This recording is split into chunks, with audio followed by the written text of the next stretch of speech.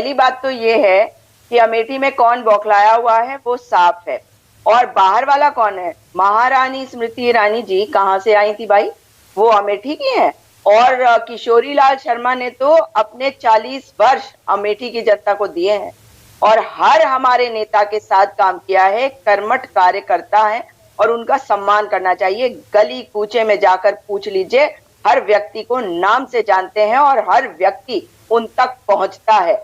इसलिए ये बौखलाहट दिखती है। और यहाँ पे भाजपा के प्रवक्ता, शायद उम्र कम है तो उन्होंने देखा ही नहीं होगा, जितनी इनकी उम्र नहीं उससे ज्यादा तो काम किया है किशोरी लाल शर्मा जी ने अमेठी में। लेकिन अगर बात करी जाए कि जो तोड़फोड़ करी जा रही है वो सच्चाई ये है कि क्योंकि वहां पे अस्पताल बंद करवा दिया था स्मृति ईरानी ने, क्योंकि संजय गांधी अस्पताल था और लोगों को तकलीफें हुई और लोग उनसे पूछ रहे हैं सवाल कि आखिर आप हमारी सांसद है, आप कहती हैं बहुत कुछ लाई और बहुत कुछ ट्वीट भी कर देती हैं, ये फिर पता चलता है जी इन्होंने कुछ नहीं किया।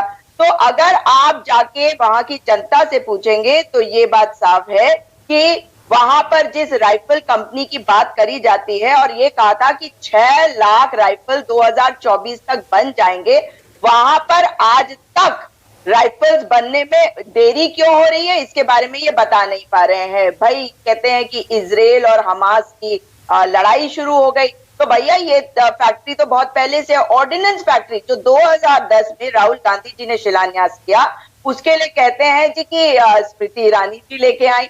तो ये सारे झूठ ये बता सकते हैं, लेकिन जिस तरह से लॉ एंड ऑर्डर की स्थिति, और मैं आपको याद कराती हूँ कि कैसे एक डॉक्टर जो है अमेठी के अमेठी रायबरेली के एरिया के, उनका लैंड का इशू था, प्रॉपर्टी का इशू था, उनकी हत्या एक भारतीय जनता पार्टी के नेता के द्वारा करी गई, आज तक उसमें नहीं किया, कुछ नहीं हुआ।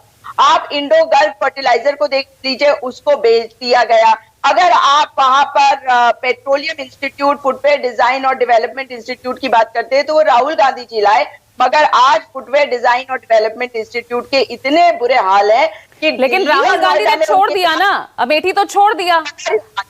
मुझे अगर थोड़ा सा 2 मिनट और दे दीजिए, तो उन्होंने जो बनाया उसके ज्यादा अच्छे ब्रांच तो दिल्ली और नोएडा में चल रहे हैं, लेकिन वहां पर जो स्थिति हो गई है उस इंस्टीट्यूट की, वो बड़ी दयनीय है और सोचनीय है।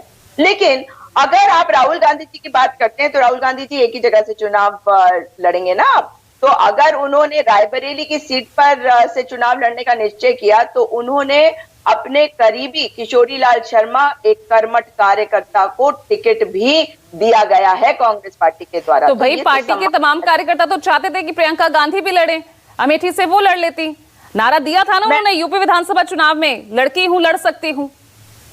पूजा जी लड़ ही रही हैं वो, और वो पूरे देश में कैंपेनिंग कर रही है इस वक्त। मैं तेलंगाना में हूँ, तेलंगाना के लोग चाहते थे कि प्रियंका गांधी जी, राहुल गांधी जी यहाँ से चुनाव लड़े, लेकिन ये पार्टी की स्ट्रैटेजी होती है। भाजपा से पूछ के करेंगे। अभी भाजपा के प्रवक्ता कह रहे थे कि हमने तो आमंत्रित किया, आप कौन होते भला आमंत्रित करने वाले? अब की बौखलाहट ये है कि स्मृति ईरानी जो दर दर भटकती है द्वारे द्वारे, नगरी नगरी, कि राहुल गांधी आए थे, गांधी परिवार से कोई आया था, प्रियंका गांधी आए थी, तो उनको जवाब मिलता है कि हाँ आए थे।